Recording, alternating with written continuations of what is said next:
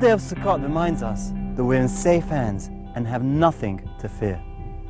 Yes, we have to go through the motions of earning a living.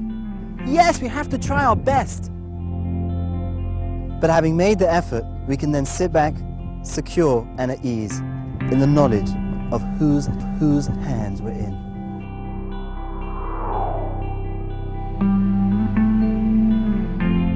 Consider a nation of wayfarers living in total desolation. No water, no food, no protection from the elements, not even a Makolet or a 7-Eleven in sight. Nothing. According to the rules of nature, we shouldn't have existed for more than a couple of days. A journey in the desert should have marked the end of the Jewish nation.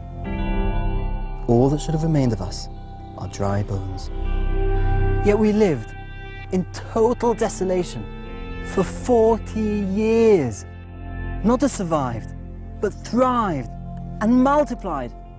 And not just a couple of people, but millions and millions of people, men, women and children, young and old, protected by the clouds of glory. One on each side of us, killing off snakes and scorpions, and sheltering us from the wind. One above us, making sure the sun didn't harm us, and that no rain fell on us.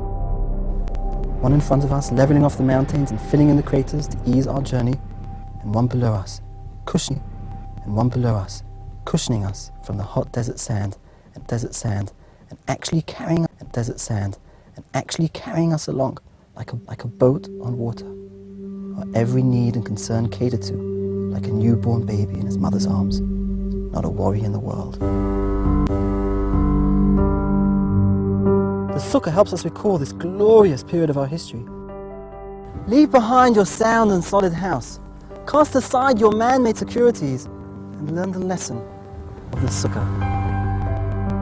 Security, real security, comes from God alone. Here in the desert, God revealed himself as the prime sustainer of all. Sukkot is an auspicious time to strengthen our belief. In fact,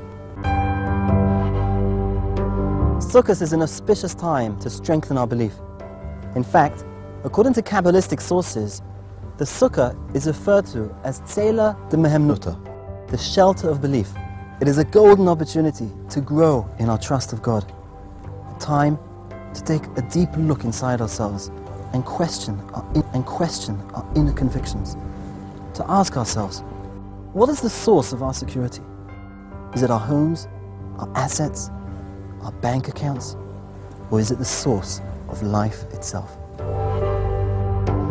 That is why the schach cannot come from material that's man-made. That would destroy everything the Sukkah stands for. It would steer us away from the call of the Sukkah, which is to internalize that God alone sustains and provides for all our needs. Yes, it's true. We're living in difficult times.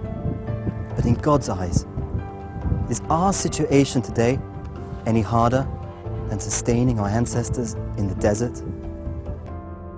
The stars that we see when we look up through the holes in our schach are those same stars our ancestors saw when they looked up to the sky.